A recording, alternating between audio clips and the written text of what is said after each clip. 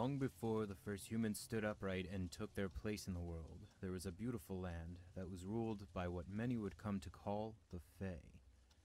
These ancient beings were worshipped by mankind, but they were also feared. Humans were right to be afraid, for there were many different creatures that lived in the darkness, watching us, waiting. Most were harmless enough, amusing themselves by causing mischief and playing pranks on humans that crossed their paths. However, some had more sinister intentions. The Urkling, for example, have developed a liking for the taste of human children. These monsters are small, unnaturally fast, and impossible to kill.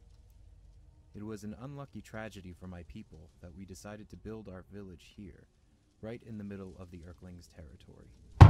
We have lost so many of our children over this past year. There aren't enough tears in this world to weep for their loss. Thankfully, though, my grandmother taught me well in the ways of my druid ancestors. I may not be able to kill the little beasts, but I was able to work out a spell that binds them to this book. I can only hide it and pray that it never falls into the hands of a child. If you are reading this, know that I'm truly sorry for the demons that have now been passed on to you. Opening the book will have awakened them, and I'm sure they will be ravenously hungry. Once the book is opened, you must read it out loud from beginning to end in order to return them to their magical prison. Be watchful. They only attack if you don't see them coming. Most importantly, once you finish this book, keep it hidden so that no one ever opens it again. WIGS-FM 98.7 Game Talk. Hello, darkness. My name is Nick Gloom. It's just me tonight. As you guys know, we answer game questions and talk tips and tricks. Well, Nate usually does. I don't really play most of those games. Anyway, let's get to the phones. First caller, you're on the air. Hi, Nick. I'm wondering, how do I beat the final boss in Terminator Destruction? How would I know that? Oh, I don't know. I'm stuck here working for crap money. I still can't afford to buy new Atari games. Would you like me to page Nate? I don't know. Here's the thing. Like I said, I'm working here. I don't usually come on the radio. So, I don't have as much of a bedside manner as Nate does. But it's totally fine. I bought a new OBasic book, which is the programming language for Atari, since I can't afford to buy my own Atari games, and I'm working on my own homebrew game. The pending title is Evil Midnight, where I'm not sure what you're going to have to do yet, but I think it's going to be a horror game, and it's going to be at nighttime, and it's going to be evil. Basically, you would do something all night, and then you would win. It's kind of like working here.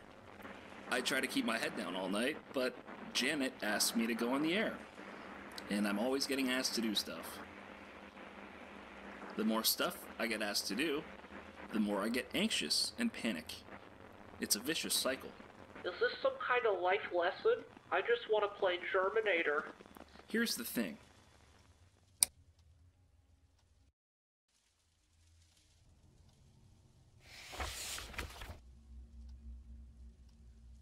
Little Maggie O'Brien was the first. The children had been playing in Hogan's Forest when they all heard a noise. Sensing no danger because there were so many of them, 12 children in all decided to investigate the source of the strange sound. As they all searched high and low, they soon realized that Maggie was missing. Frantically, they began searching for their friend. She was a small girl who loved to play hide.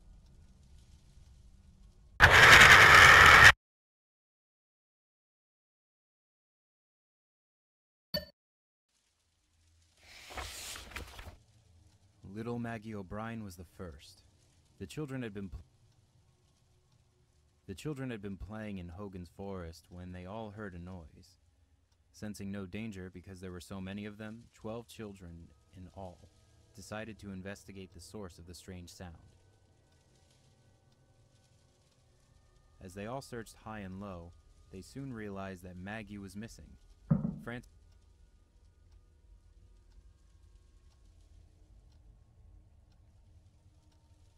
Frantically, they began searching for their friend. She was a small girl who loved to play hide and seek.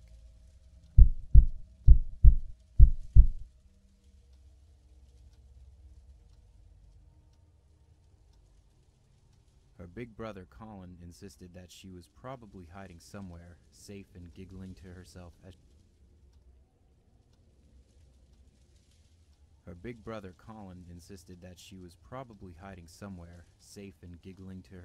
she watched everyone search for her.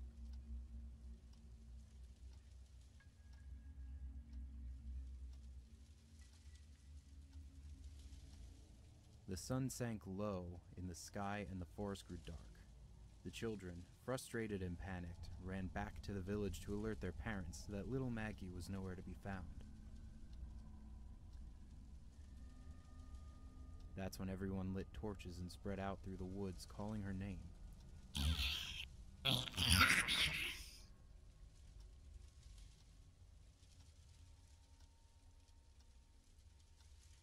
The little girl's mother sobbed desperately as we all inspected every corner of those woods in hopes of finding her. Her brother kept searching, tears streaming down his cheeks. I'm her big brother, he said, rubbing his eyes.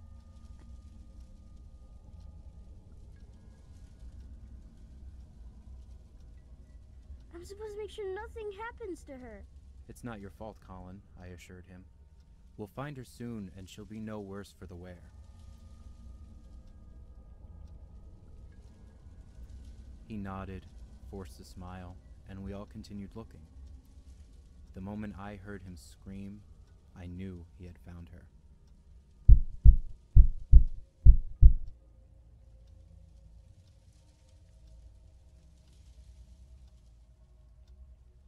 Or rather, what was left of her, which wasn't much. We were sure it was Maggie because she had worn her favorite hair bow that day. Her father plucked the pink ribbon from the body and fell to his knees, wailing into the darkness.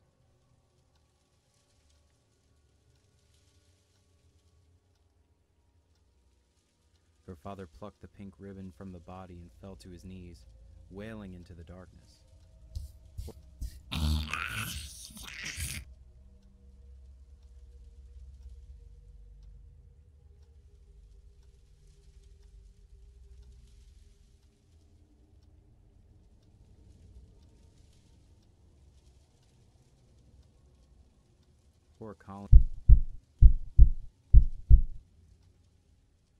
Poor Colin tried to tell us then. He said that she had been covered in what he described as little green men.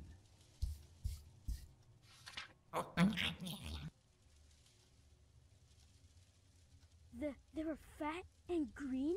He stammered. With bright glowing eyes. They were biting off bits of skin and flesh. No one believed the lad. We all attributed the horrible ordeal to a hungry wild animal. Of course, what else could it possibly be? Scooping up what remained of little Maggie, the townsfolk set to work preparing for her funeral. We had no idea the horrors that lay ahead.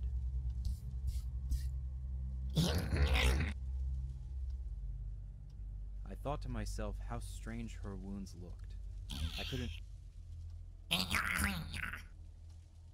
couldn't help but think back to what Colin had said about the little green men. It made me think of the stories my grandmother used to tell me. She said that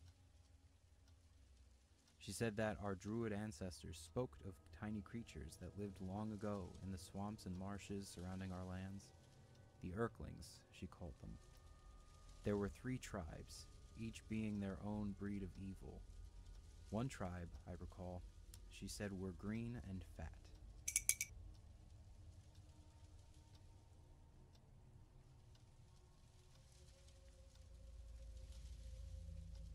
They would lure children away from safety and feast on their flesh. We didn't live near any swamps. Surely the boy's mind was playing tricks on him. Besides, the Earthlings weren't real. They couldn't be.